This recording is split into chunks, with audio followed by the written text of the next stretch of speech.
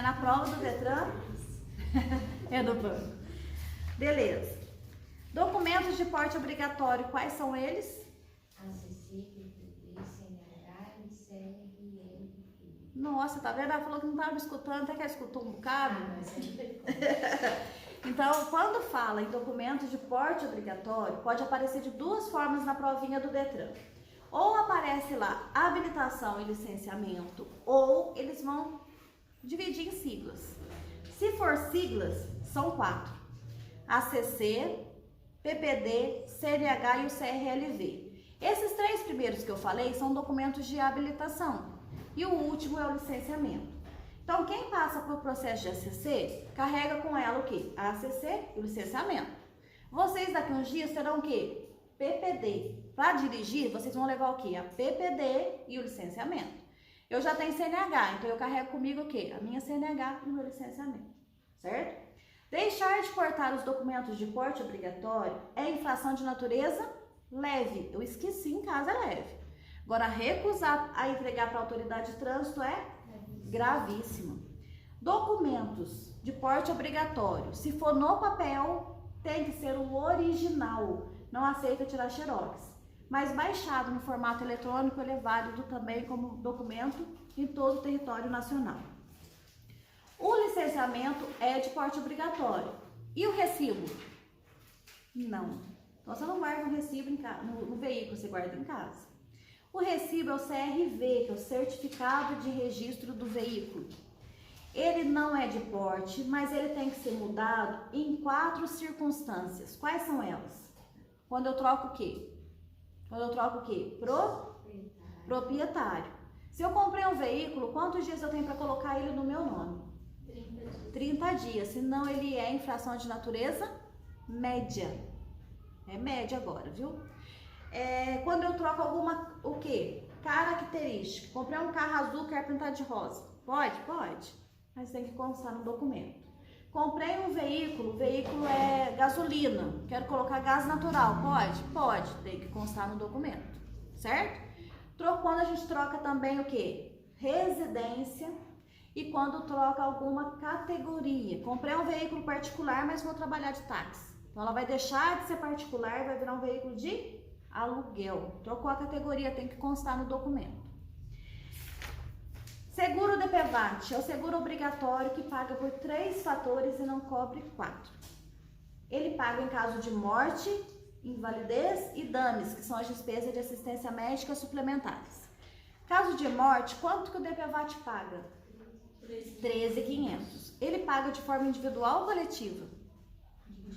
Individual. Se morrer 10 pessoas, cada dono do morto vai ter 13.500. Uai, mas antes de ser assim, do que pegar as 13.500 e dividir isso nos 10, né? Coitadinho, valia nada. Né? Então vale pelo menos. Pelo menos 13.500 dá para enterrar. Não é caro essas coisas. Em caso de invalidez, pode chegar a 13.500, porque existe invalidez parcial e total. Aí tem que fazer um pago.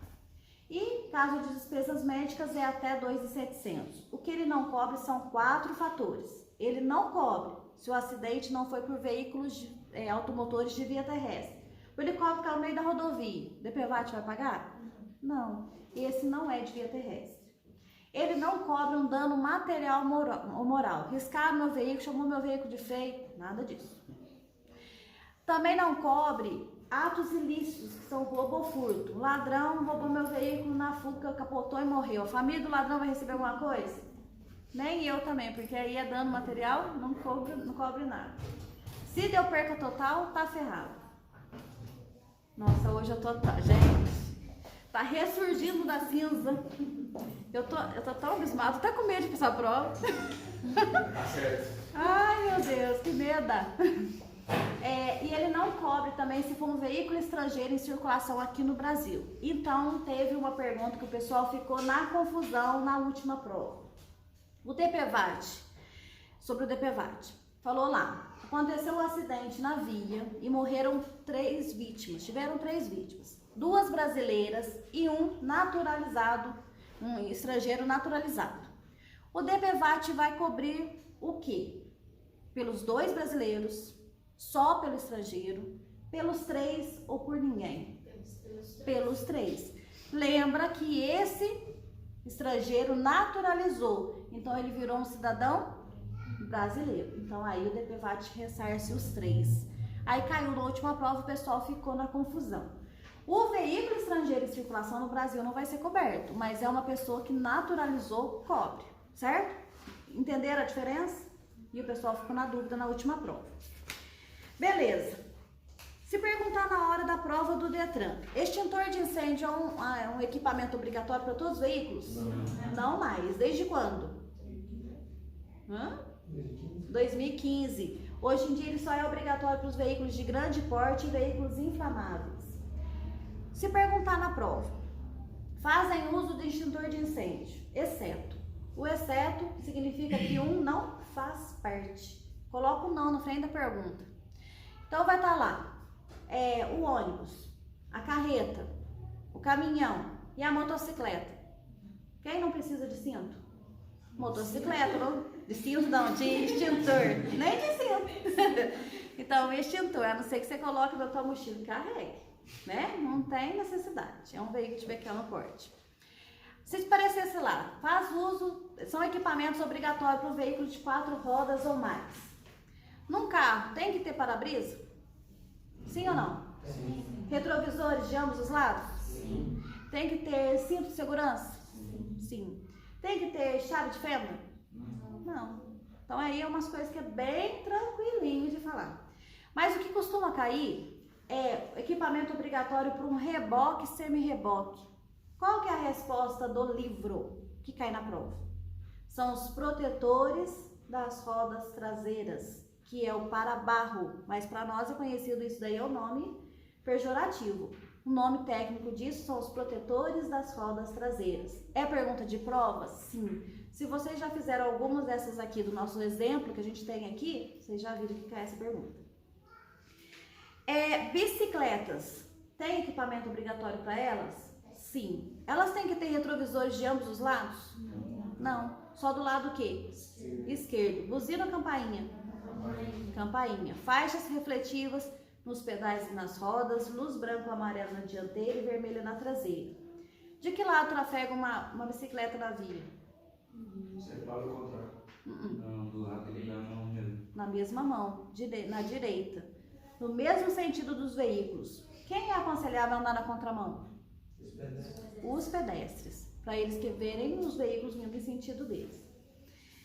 Belezinha. Transporte de criança. Quando que eu posso transportar menor de 10 anos no banco dianteiro? Quando que pode?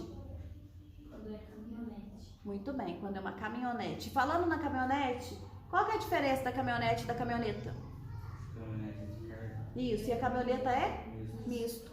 Então, se a gente comprar uma Montana, tá comprando uma? Caminhoneta. Se você estiver comprando uma Oroch, caminhoneta. Se comprar uma Hilux, ai meu sonho, caminhoneta. Mas se estiver comprando uma F250, é uma caminhonete. Uma Toyota, uma caminhonete. Uma F1000, nome não. Mas que pobreza, não conhece o nome de caminhonetas? Ah, não, meu Deus. Agora, transportar menor de 10 anos no banco dianteiro é infração de natureza? Gravíssima. E na garupa da motocicleta? Gravíssima. Então, as crianças são transportadas em dispositivo conforme idade e peso. De 0 a 1 ano, são transportadas aonde? Bebê conforto. De 1 a 4, cadeirinha. De 4 a 7 anos e meio, assento, com um peso de até 36 quilos. E tem que ser inferior a 1,45 m. Só os maiores de 7 anos e meio até 10 anos que já atingiram 1,45 m vão no banco de trás, com o próprio cinto. Nessa estatura, o cinto para de passar no pescoço e passa no peitinho da criança. E essa regra é para crianças. Então, se tiver dando carona para um anão, você precisa colocar o anão no assento? Não, ele não é criança, certo? Se for uma pessoa aí, geralmente nós mulheres é menorzinha, né? Então vai uma menina de 1,44 m. Eu ia estar no meu passando. Ah, não, vai aí. Aí precisa colocar ela no assento? Não, porque ela é uma adulta. Isso daí é para criança. Mas ele não passa no pescoço? Ai, uai.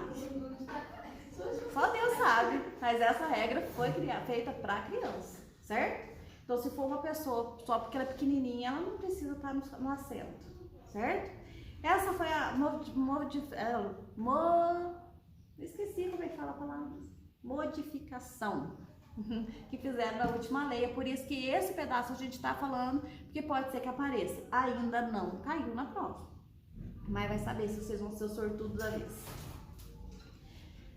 Condução dos veículos, condução dos veículos escolares. Qual a idade mínima? 21. Quais categorias? D e E. É um veículo de passageiro, mínimo D ou E. Qual curso? Direção defensiva para escolares. Qual é o equipamento obrigatório para um veículo escolar? Tacógrafo. Muito bem, é o tacógrafo. Esse veículo passa por inspeção de quanto tempo? De 6 em 6 meses. E ele tem também uma velocidade máxima de 80 km por hora. O veículo escolar também tem uma faixa. Qual é o tamanho? 40 centímetros. Escrito o quê? Escolar. Uma pessoa que tenha deficiência física pode habilitar? Pode. Ela passa por uma prova comum ou especializada? O veículo tem que ser como? Adaptado para a necessidade dela. Geralmente eles fazem um veículo próprio, porque não tem como a autoescola oferecer um veículo para cada condutor com deficiência. Cada pessoa tem a sua deficiência. E aí não tem como a gente encaixar todo mundo. Então eles fazem um veículo próprio. O que a gente tem aqui? Tem uma faixa, falando que é um veículo de aprendizagem, vai lá e cola no veículo da pessoa, ela é imantada, põe lá, faz a aula e tira. Faz a aula e o exame. Ela passa por um médico, igual vocês passaram, ou por uma junta médica. Uma junta médica. Essa junta tem 3 pessoas. Tem um médico perito, um examinador perito e um membro do CETRAN. E é feita lá em Belo Horizonte, aqui em Minas. Agora, se o deficiente físico pode habilitar, quem são as pessoas que não podem? São 7. Quem não pode habilitar? Lembra alguém? Isso, cegos. Alienados. Os alienados, muito bem. Indigentes. Analfabetos. Isso. Viciados em álcool e droga. Quem mais? Sem documentos. Selvagens e menores de 18 anos. Aí essas não podem passar pelo processo de habilitação. Quanto tempo que o condutor estrangeiro pode dirigir aqui no Brasil? 180 dias. Caso ele for permanecer ou ele traduz a habilitação dele para o nosso português, se as leis forem compatíveis, ou ele vai passar por um processo de habilitação como qualquer um de nós. Já nós, que somos brasileiros, mas a gente se habilitou no exterior, morava nos Estados Unidos, se habilitou lá, voltou para o Brasil, porque é louco, mas voltou. Nesse caso, ele vai usar a habilitação dele, que ele tirou lá nos Estados Unidos, com a tradução, mas ele tem que ser penalmente imputável aqui no Brasil. PID, o que significa essa sigla? Permissão Internacional para Dirigir. A PID tem valor para mim aqui no Brasil? Não. Eu sou brasileira e me habilitei no Brasil, então eu uso a minha habilitação, certo? Agora eu vou para o exterior, aí eu tenho que levar a PID. Para dirigir um trator, lá no meu sítiozinho, precisa de habilitação? Não. Para eu dirigir um trator em vias públicas, vou trazer ele aqui na cidade. Precisa, na categoria B. Agora, para trabalhar com um trator, vou operar, aí precisa das categorias C, D ou E. E um curso conforme a máquina de obra que for operar. Se for operar um patrol, faz o curso da patrol, um MUC faz o curso do MUC e assim por diante, certo? Transporte de veículos de carga perigosa. Qual a idade mínima? 21. Quais categorias? Quais? B, C, D ou E. Só não pode com a categoria A. Mas quem que leva para vocês o gás na casa de vocês? E agora, hein? A lei tem brecha, né, gente? Mas é B, C, D ou E. Só não pode com a categoria A e tem que ter o curso do MOP. O que significa MOP? Tem 2 jeitos de escrever, MOPE ou MOPP. Movimentação e operação dos produtos perigosos ou movimentação e operação dos produtos especiais. Quantas classes são de produtos perigosos especiais? Quantas? 9. Como que elas são identificadas? Pelo rótulo e o painel conforme a ONU, que é a Organização das Nações Unidas. Para ser um motoboy, mototáxi ou motofretista, qual é a idade mínima? 21. Quanto tempo de categoria A? 2 anos. Curso: motoboy, mototáxi ou motofretista. Tem requisitos para o veículo? Sim. Ele tem que ter aquela antena corta-pipa. Se for um motofretista que tem o baú tem que ter faixas refletivas em toda a sua extensão. Tem que ter o protetor das pernas, que é o mata-cachorro. E a placa tem que ser placa de aluguel, vermelha e branca. Os veículos, os motoboys, têm tudo isso? Não. O único que eu vejo que eu já vi que tem essa antena corta-pipa aí é o da Sedex, o resto, né? E quando tem. Educação para o trânsito, aparece o FUNSET. O que significa FUNSET? Fundo Nacional de Segurança e Educação de Trânsito. Muito bem. Esse fundo, ele recebe quantos por cento do que a gente paga em multas? 5, para ele investir na área de segurança e educação do trânsito. Então, o FUNSET deveria de pegar esse dinheiro e ajudar as escolas, fazer o trânsito como matéria obrigatória, né, apostilas e provinhas, para construir um cidadão consciente no trânsito. Então, se fosse aplicado isso lá na escola, de 1º a 9º ano, estava construindo o caráter da criança. Quando chegasse na vida adulta, já seria uma pessoa consciente no trânsito. Não estaria sofrendo para estudar tudo isso de uma vez. Então, nesse caso aí, é assim que a gente constrói bons cidadãos, investindo na escola. Mas o dinheiro vai para lá. Para onde vai, só Deus sabe. Nas infrações de trânsito, quem pode nos autuar uma multa de trânsito? Quem pode? O agente de trânsito ou a polícia. O agente de trânsito tem que se identificar, porque é um servidor civil, e a polícia, a própria farda dela, se auto-identifica. Num auto de infração de trânsito, precisa ter local, data e hora, tipo de infração que foi cometida, identificação do agente, identificação do veículo, se possível, assinatura e prontuário. Por que fala se possível? Nós somos obrigados a assinar uma multa de trânsito? Não. Ninguém é obrigado a constituir prova contra si mesmo. Não é obrigado a assinar. E também, se você passa em alta velocidade pelo radar, tem como alguém sair correndo e pegar a tua assinatura?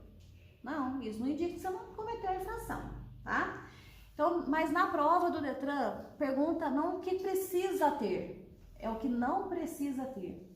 Então lá, o que não é obrigatório no auto de infração de trânsito? Pode aparecer a sigla AIT, auto de infração de trânsito. É o prontuário do condutor como resposta correta. O prontuário, e nosso, ele é estabelecido em 12 meses. Então, se a gente toma uma infração hoje, dia 9/8, só vai sumir do sistema 9/8 do ano que vem. Certo? Então, é estabelecido em 12 meses. Esse prontuário não precisa ter, que é resposta de prova. Quando fala assim, quem tem a responsabilidade pecuniária pelas infrações, quem é obrigado a pagar? Quem? Proprietário. Sempre é o proprietário. Caso ele não pague, qual documento não vem? O CRLV, que é o licenciamento. Aí não vem. Mas se falar, as penalidades são impostas a quem?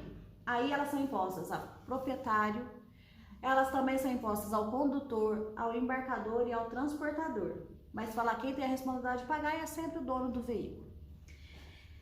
Deixa eu ver outra coisa que fala aí. Quantos dias eu tenho para indicar o infrator? 30. Para recorrer? 30. E ser notificado, 180. Uma infração, a gente vai começar a ver as penalidades. A primeira que aparece no livro de vocês é a advertência por escrito. Eu só recebo uma advertência por escrito quando eu cometo que tipo de infração? Leve ou média. Vai gerar multa? Vai ter que pagar alguma coisa? Não, porque foi no fator educativo, foi um puxão de orelha. Então não gera nada. Mas aí é o agente de trânsito, a polícia, que vai converter. Se ele converteu, não gera multa nenhuma, mas só acontece na multa de infração de natureza leve ou média. A multa de trânsito é mais uma penalidade. Quando eu pago ela até no dia do vencimento, qual é o valor que eu pago por ela? 80. Mas se perguntar quanto que eu vou ter de desconto? 20. E depois do vencimento, eu pago de que forma? Muito bem. Então, eu vou pagar de forma integral, que é o 100%, e no simulado aparece o juros Selic de 1%. Na prova, geralmente aparece de forma integral. Que tipo de infração sofre o fator multiplicador? Gravíssimo. Multiplica quantas vezes mais? De 2 até 60 vezes mais o seu valor. Qual o valor que é multiplicado? O valor dos pontos ou o valor do dinheiro? Dinheiro. Então, esse valor pode ser multiplicado 60 vezes mais. Uma infração, por exemplo, aí, dirigir alcoolizado, ela é gravíssima, vezes 10. Então, na hora de pagar, é 2.930 e poucos reais. Então, vai ficar suspenso por 12 meses. Toxicológico vencido, é gravíssimo, vezes 5. É a multa de 1.467. Então, esse valor já é estabelecido no código também, tá? E aí, quando vocês recebem a notificação, vem tudo isso explicadinho lá. Quanto vocês vão pagar de multa. Uma infração leve, tem quantos pontos? 3. Média? 4. Grave? 5, Gravíssima? 7, Quantos pontos são as infrações? 19. Aonde que eu acho 19? 7, mais 5, mais 4, mais 3. 19 pontos. Próxima penalidade, suspensão do direito de dirigir. É por acúmulo de pontos. Eu posso ser suspenso por acúmulo de pontos. A nossa habilitação chega com 40 pontos. Quando eu falo em suspensão, isso é aplicado quando a pessoa tem CNH ou PPD? CNH, muito bem. Não existe suspensão para PPD. Tá? Então, a habilitação a CNH chega com 40 pontos. E ela é baseada nas infrações gravíssimas. Tinha 40. Não tomei nenhuma gravíssima, posso contar 40 pontos. Mas nesse período de 12 meses, tomei uma gravíssima, ela já caiu para 30 pontos. Tomei mais uma gravíssima, ela já cai para 20. Então, eu posso ser suspensa com 20, 30 ou 40 pontos. Tudo depende da quantidade de gravíssimas que eu tomo. Já as pessoas que exercem atividade remunerada, ele tem o EAR na carteira, trabalham com habilitação, eles podem contar 40 pontos, independente das infrações. Nós, meros mortais que não trabalhamos aí com habilitação, a gente pode ter 40, 30 ou 20. Depende das infrações gravíssimas. Fui suspenso pela primeira vez, eu posso pegar de 1 mês até 1 ano de suspensão. Fui suspenso de novo, é reincidente. Aí eu posso pegar um período de 6 meses a 2 anos. E se eu for condenada por crime de trânsito, eu posso ser suspensa de 2 meses até 5 anos. Fui suspensa e sou pega dirigindo. Qual é a penalidade que vai ser aplicada? Aí a minha habilitação vai ser o quê? Cassada. Cassou minha habilitação, elimina tudo. Aí quando que pode fazer um novo exame, novo processo? Depois de 2 anos. Então imagina uma pessoa que tem todas as categorias, ela é habilitada na AE, pode conduzir todos os veículos. E a habilitação dela foi cassada. Quando ela fizer de novo o curso e ela for fazer o processo de novo, ela já vai começar com a habilitação. Existe PPD AE? Não. Ela vai começar como qualquer um de nós, pelas iniciais, ou A ou B. E aí vai fazendo todos os cursos de novo. Isso inclui esperar tudo de novo. Isso inclui pagar tudo de novo, até ela chegar onde ela tinha. Então é uma penalidade que, se for uma pessoa que trabalha com habilitação, quebra as pernas. Né? Você vai ter que fazer tudo de novo. Cassação da PPD. Tem uma pergunta na prova que fala assim: a não obtenção da CNH pelo permissionário indica que ele cometeu que tipo de infração? Ou 2 médias. Então, se caso, vamos traduzir isso daí. A não obtenção, a pessoa não ganhou, não obteve habilitação, que é a CNH, porque ela era permissionária. É porque ela cometeu infrações de natureza gravíssima, grave ou 2 médias. Então, a PPD dela foi cassada. Cassou o documento, eliminou também tudo. Quando que vai poder fazer um novo processo? Imediatamente. E se caçar a CNH? 2 anos. Curso de reciclagem é a última penalidade listada no livro. Que tem esse curso de reciclagem tem uma carga horária de quantas horas? 30. Tem que fazer o exame teórico também? Sim. Só para eles caem 30 questões, mas não cai a parte de mecânica. Todas as outras questões caem. Então, são 30 questões, vai cair legislação, direção, primeiros socorros, meio ambiente, blá, blá, blá. Só não vai cair mecânica, mas são 30 questões. Quem é obrigado a fazer? Primeiro que é obrigado a fazer, quem está suspenso do direito de dirigir. Não importa se você pegou suspensão para 1 mês ou 5 anos, venceu o tempo, pagou o período, você vai ter que fazer o curso de reciclagem. Quem se envolve em acidente grave, aonde você cometeu o acidente, faz também. Quem for condenado judicialmente, o juiz pode aplicar essa penalidade. Quem coloca a risco a vida de outrem ou outras pessoas. E quem for um infrator contumaz. O contumaz não está no livro mais, mas ele cai na prova. O que é o contumaz? Ele é o teimoso, ele sempre comete as mesmas infrações. Ele é obrigado a fazer um curso de reciclagem. Tudo que a gente viu até agora foi penalidade. Então, elas são advertência por escrito, multa, suspensão de direito de dirigir, cassação da PPD, cassação da CNH e o curso de reciclagem. São 6. Elas começam com várias letras do alfabeto. Quando fala em medida administrativa, o primeiro macete a ser lembrado na hora da prova é que as medidas, elas só começam com a letra R ou T. Começou com qualquer outra letra, é penalidade, não é medida. Uma medida administrativa, ela vem para complementar a penalidade. Então, a pessoa cometeu infração, além de ter uma penalidade, vai ter uma medida administrativa. A primeira que aparece no livro de vocês é a retenção do veículo, ó, começa com R, retenção de veículo. Resolve o problema no local. Quando não puder sanar o problema no local, qual documento vai ser recolhido? Qual? O licenciamento. Um exemplo. O agente de trânsito parou na Avenida de Santa Cruz aqui e viu que os faróis do meu veículo tá desregulado, tá queimado. Tem como arrumar o farol aqui no meio da rua? Não. Adianta ele pegar meu veículo e mandar guinchar lá pro pátio do Detran, lá tem alguma oficina? Não. Então, o que ele vai fazer? Ele tem que me liberar dali para eu fazer alguma coisa. Então, ele recolhe meu licenciamento e me libera. Aí, eu tenho que passar numa alta elétrica, arrumar todos os faróis, aí aproveita e arruma o que tu precisa. Porque vai ter que passar por vistoria, certo? E aí, ele te devolve o documento. Você livra da infração?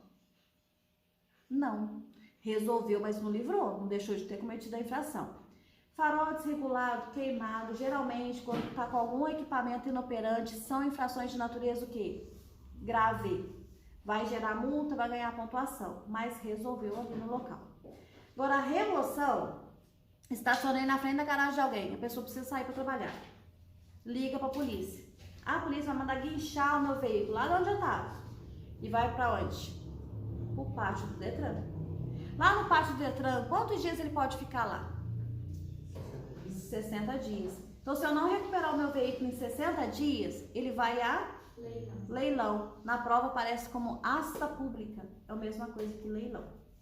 Então, a gente tem 60 dias para recuperar. Próxima medida administrativa é o recolhimento dos documentos. Recolhe a CNH, recolhe o recibo e recolhe o licenciamento. Quando que recolhe o documento de habilitação? Que é a CNH ou a PPD. Se for de categoria diferente, o que é uma categoria diferente? O povo faz muito. Fui lá, tirei de carro, tô dirigindo bis, porque bis gasta menos.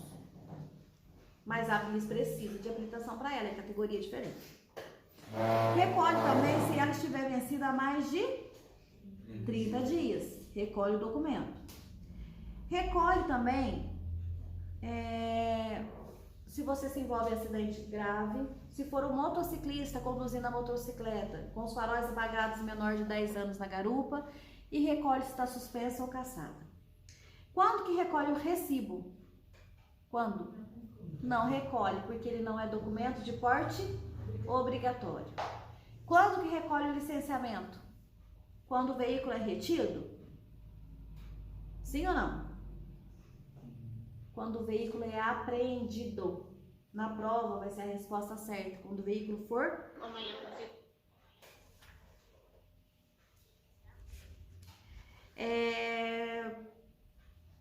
Dirigir alcoolizado é infração de que natureza? gravíssima vezes 10. Se for a primeira vez. Se for reincidente, é vezes 20.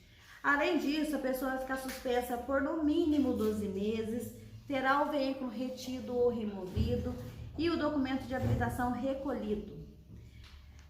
Toda vez que a gente sai para uma balada, você saiu na intenção de matar alguém?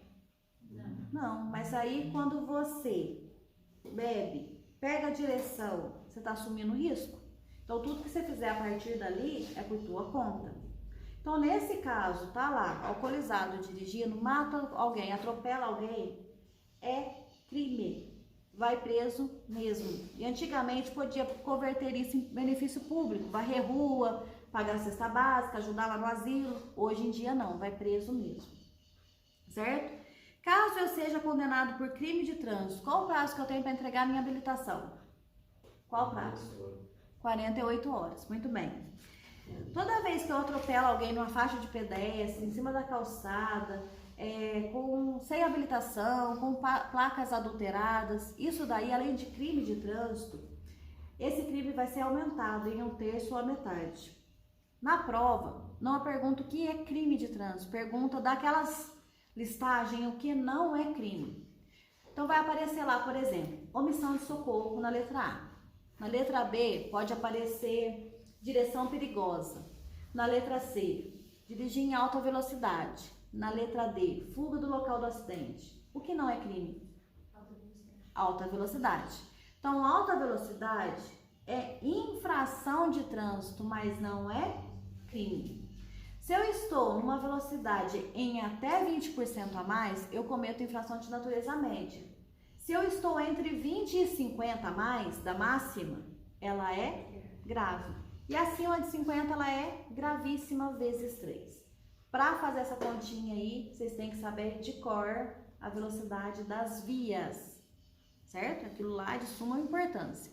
Velocidade das vias cai na parte de norma de circulação e conduta, cai aqui ó, nas infrações e penalidades e cai lá nos primeiros socorros. Tudo isso é necessário, tem que saber de cor. Então já nós vamos chegar nela lá. Algumas infrações são comuns de cair na prova.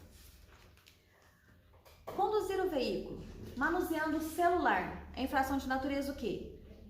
É gravíssimo. Mas distraído, sem tomar cuidado, leve. Deixar de portar os documentos de porte obrigatórios que tem em casa, leve. Recusar a entregar, gravíssima. Ultrapassar em faixa contínua, gravíssima. Pelo acostamento, gravíssimo. Para ultrapassar cortejo, enterro e desfile, é leve. Usar buzina de forma prolongada, sucessiva, horário proibido ou local proibido,